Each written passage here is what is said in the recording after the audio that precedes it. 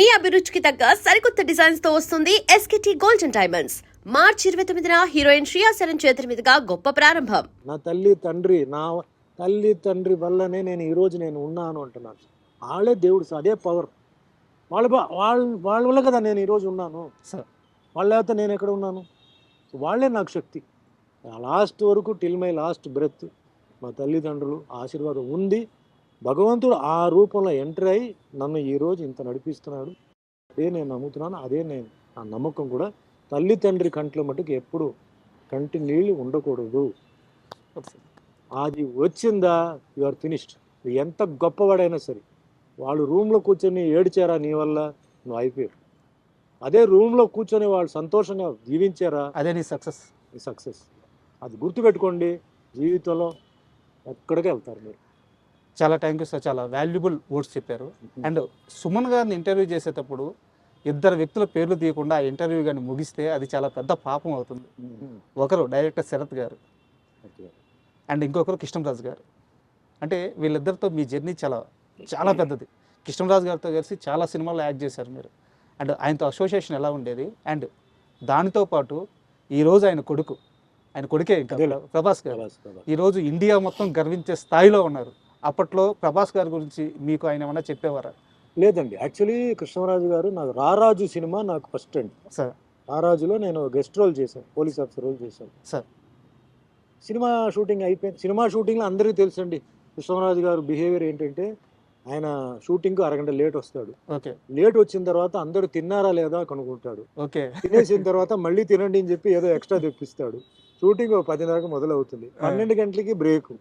అందరూ బాగా భోజనం చేయండి అంటాడు, మళ్ళీ తినండి అంటాడు. మళ్ళీ సాయంత్రం మెల్లిగా 3:30కి స్టార్ట్ చేసి 5:30కి ప్యాకప్ చేసేస్తాడు. లైఫ్ని ఎంజాయ్ చేస్తాడు. ఆ టైపు మెంటాలిటీ.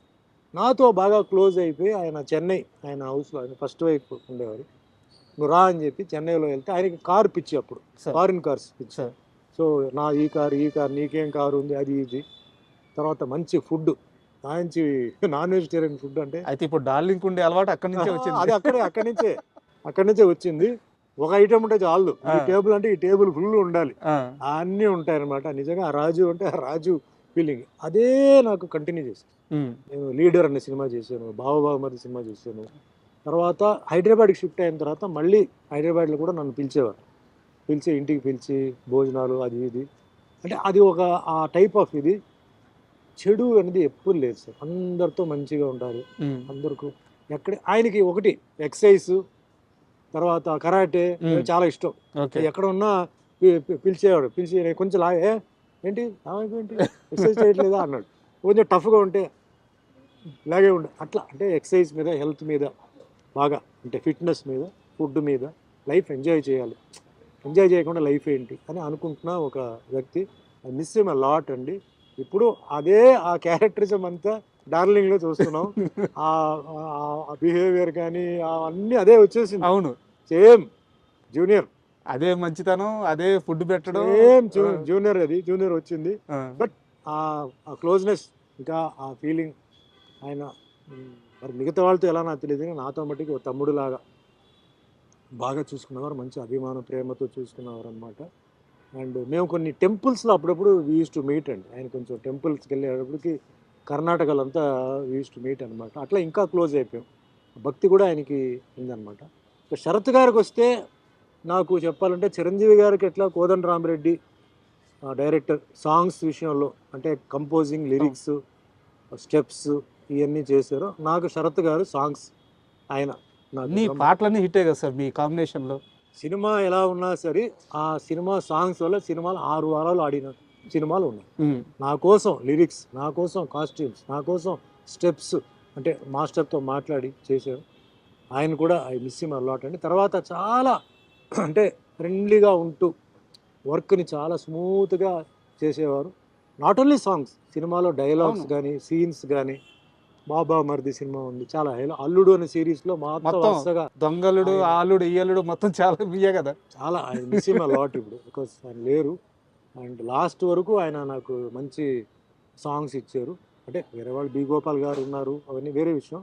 బట్ కంటిన్యూస్గా మేము సినిమాలు చేసాం అట్లా. అవును. అంటే ఇప్పుడు 2 తెలుగు రాష్ట్రాల్లో ఇన్నేళ్ల తర్వాత కూడా ఎక్కడ జాతర జరిగినా సరే ఆ కుర్రాడు బాబాయ్ అనే ఒక సాంగ్ ఉంటుంది, బాబాయ్ తలుకు తలుకు తలుకు చిన్నది, అదే ఒక పాట. అండ్ ఆ బాబా మధ్యలో సిల్క్ స్మిత్ సాంగ్. ఈ పాటలు లేకుండా తిరణాలు కానీ జాతరలు కానీ ఎక్కడ క్లోజ్ అవ్వదు సార్. నిజంగా అదృష్టం అండి. ఎందుకంటే ఇది నేను చెప్పకూడదు, నేను చెప్తే నేను సెల్ఫ్ డబ్బాని కొట్టినట్టు అవుతుంది. ఇప్పుడు మీరు చెప్పారు కాబట్టి నేను కొన్నిసార్లు తిరుగుతుంటే కొన్ని సాంగ్స్ బాగుంటాయి. ఈ సాంగ్ ఎక్కడో విన్నట్టుంది, ఈ సాంగ్ బాగుంది. నేను డ్రైవర్ని అడిగేవాడిని, ఇది ఏ సినిమా సాంగ్ సార్? మీ సినిమా సార్ ఇది, మీ సినిమా సాంగ్ మీరు మమ్మల్ని అడుగుతారేంటి, మీ సినిమా సాంగ్ అని. అప్పుడు నాకు వెలిగేది, ఓ ఇదే ఇది అని చెప్పి. అంటే అంత మంచి ట్యూన్స్ అండి, అంత మంచి లిరిక్స్. ఈరోజు వీడియోస్ అవన్నీ చేస్తున్నారు కదా, కంపల్సరీ నాది ఒక 5 పాటలు దాంట్లో remake remix what ever it is ఉంటుంది. ఆ విషయంలో నిజంగా నేను అదృష్టవంతుడు. ఎందుకంటే ఎప్పుడో చేసిన సాంగ్స్ ఇప్పుడు ఈ యూత్ దానికి డ్యాన్స్ చేయడం, ఈ యూత్ దానికి మేబీ అది ఎవరి సాంగ్ కూడా వాళ్ళకి తెలియకపోవచ్చు కూడా. అయ్యో ఎందుకు తెలియదు సార్, బట్ నిజంగా నేను చాలా అదృష్టం ఆ సాంగ్స్ చేసిన. నిజంగా వాళ్ళకి నమస్కారం, అదృష్టం. ఇవన్నీ అదృష్టం సార్, ఇది అందరికి రాదు. అవును, అందరికీ ఈ సాంగ్స్ విషయంలో సీన్స్ విషయంలో అదృష్టం రాదు. కొన్ని డైలాగ్స్, కొన్ని రైటర్స్, కొన్ని కెమెరామెన్స్, వాళ్ళందరూ ఏంటంటే అదృష్టం ఉంటేనే అది మనకి దొరుకుతుంది వర్క్ చేయడానికి. అట్లా నాకు ఏదైతే వచ్చిందో నేను చాలా అదృష్టవంతుడు.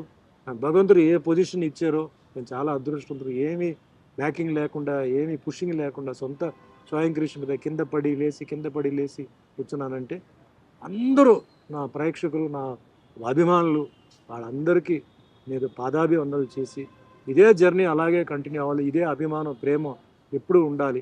ఉన్నంతకాలం మనంతా అలాగే ఉండాలని. ఎందుకంటే ఎక్కడో పుట్టి ఎక్కడో పెరిగి అభిమానం రావడం అంటే ఒక వరం అండి సార్. అభిమానం అందరికీ రాదు. పెద్ద పెద్ద కోటీశ్వరులు ఉంటారు, పెద్ద పెద్ద బిజినెస్ మ్యాన్ ఉంటారు, వాళ్ళ అభిమానులు ఉండరు.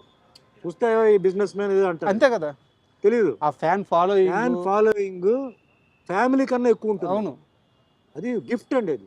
అందుకే నాకు అభిమానులు వస్తే కొందరు లేదంటే సార్ పిలవమంటారా, వద్దా, పిలవండి సార్, అందరిని పిలవండి, ఫోటోలు అందరికి ఇస్తారు. ఎయిర్పోర్ట్లో, రైల్వే స్టేషన్లో కలుస్తుంటే అది నేను హ్యాపీ ఫీల్ అవుతాను. ఒక కళాకారుడికి మాత్రమే ఉండే గౌరవం సార్ అది. ఒకటే, పొలిటీషియన్ దగ్గర ఉండదు, ఓన్లీ మళ్ళీ స్పోర్ట్స్ వాళ్ళ దగ్గర ఉంటుంది. అంటే స్పోర్ట్స్లో ఇంట్రెస్ట్ ఉండాలి.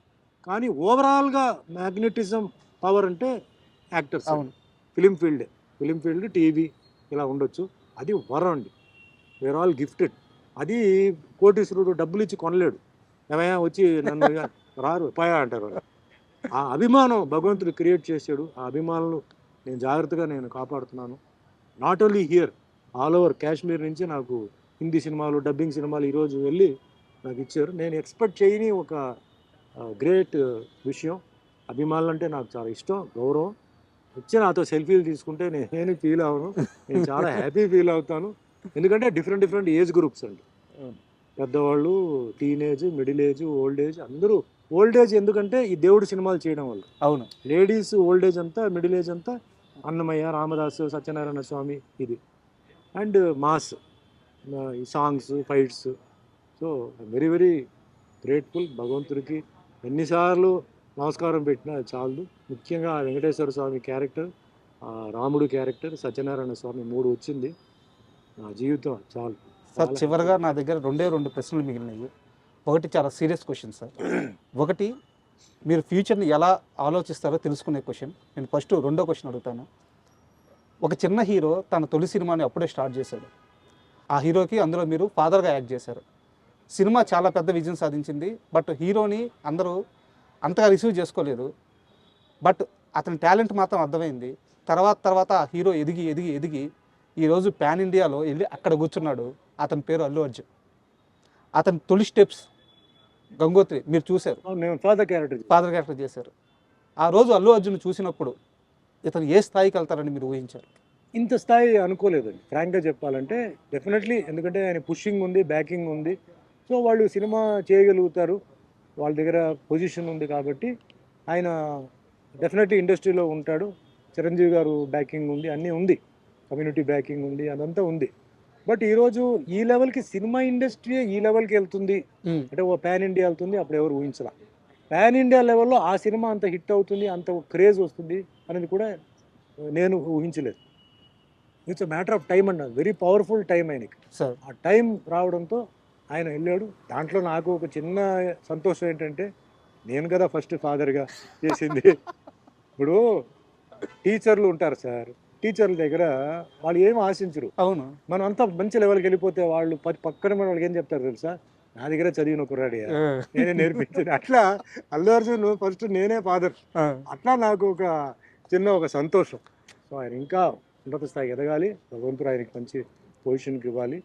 అండ్ ఇంకా ఆర్టిస్ట్గా ఇంకా మంచి మంచి ఆయన డిస్కవరీస్ చేసుకొని వెరైటీ హాలీవుడ్ ఏంటి బాలీవుడ్ లెవెల్ కూడా ఆయన వెళ్ళాలి, బాలీవుడ్ హాలీవుడ్ అన్నీ చేయాలని మనస్ఫూర్తిగా. ఎందుకంటే ఇది నాకు హ్యాపీ. నాకు ఈ మధ్యకాలంలో నేను రాజకీయాల జోలికి వెళ్ళట్లేదు సార్, రాజకీయ ప్రస్తావన నాకు అనవసరం. చిరంజీవి బాలకృష్ణ గారి మధ్య ఒక ఇష్యూ జరిగింది. చిరంజీవిని పొగిడితే బాలకృష్ణ తట్టుకోలేడు, లేకుంటే వాళ్ళిద్దరికీ పడదు, పైకి మాత్రం అలా మంచిగా ఉంటారు కానీ వాళ్ళిద్దరి మధ్య కొన్ని దశాబ్దాలుగా ఆ పోటీ క్లాషు అవన్నీ నడుస్తున్నాయని మొన్న గొడవతో చాలామంది వాళ్ళ ఇష్టం వచ్చినట్టు రాసేశారు. వాళ్ళిద్దరిని అతి దగ్గరగా ఎక్కువ కాలం చూసిన హీరో మీరు. వాళ్ళిద్దరి మధ్య ర్యాపో ఎలా ఉంటుంది సార్ అసలు? బాలకృష్ణ గారు జనరల్లీ కొంచెం మంచికి మంచి, చెడుకు చెడు, కొంచెం షార్ట్ టెంపర్డ్ సార్. ఎందుకు షార్ట్ టెంపర్డ్ అంటే, ఒక సైడ్లో ఎమ్మెల్యే, ఒక సైడ్లో యాక్టర్, ఒక సైడ్లో ఒక బసవతార క్యాన్సర్ ఇన్స్టిట్యూట్కి చైర్మన్. ఇది అందరికీ తెలుసు. ఇది కాకుండా ఆయనకి మరి వేరే ఏమేమి బిజినెస్ లేకపోతే ఏమేమి రెస్పాన్సిబిలిటీస్ ఉన్నాయో తెలియదు. క్యారెక్టర్ ఎప్పుడు డిఫరెన్స్ ఉంటుంది సార్. సుమన్ లాగా మీరు కాదు, మీరులాగా సుమన్ కాదు కదా, వేరే ఉంటాయి. అది ఫస్ట్ మనం అర్థం చేసుకోవాలి.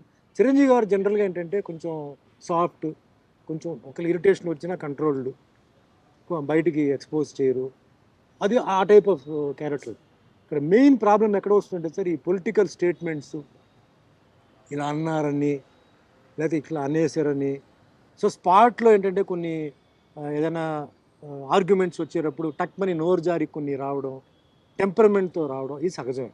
బట్ నా లెక్కలో ఏంటంటే సార్, అది ఆ టైం వరకే. తర్వాత అంటారు కదా, no permanent enemies, no permanent friends. పాలిటిక్స్లో అదే నా ఎక్స్పీరియన్స్. పాలిటిక్స్లో no permanent enemies, no permanent friends, అది ఆ రూట్లోనే వెళ్తుంటుంది. సో మనం ఇలా అన్నారు అలా అన్నారు చెప్పి ఇప్పుడు ఫ్యాన్స్ కొట్టుకుంటున్నారు సార్. మేమంతా బాగానే ఉన్నాం. అదే సార్ ప్రాబ్లం. ఫ్యాన్స్ కొట్టుకుంటున్నారు, రాళ్ళతో విసురుతారు, బళ్ళు నాశనం అని చేస్తారు. ఎందుకు? వేస్ట్. మేము హ్యాపీగా, మేము అదే 80s గ్రూప్లో మేము అందరూ హ్యాపీగా ఉంటాం, హ్యాపీగా ఎంజాయ్ చేస్తాం. మీకు వాట్సాప్ గ్రూప్ ఉంది? ఉందిగా. మేము డైలీ మాట్లాడుతున్నాంగా, విషెస్ చెప్తూనే ఉంటాం. వాళ్ళు మాకు ఫోటోలు పంపుతుంటారు, ఏదైనా విషయం జరిగితే మేము కొన్ని అడుగుతుంటాం. వాళ్ళే పాపం అమాయకమైన వాళ్ళు ఫ్యాన్సే.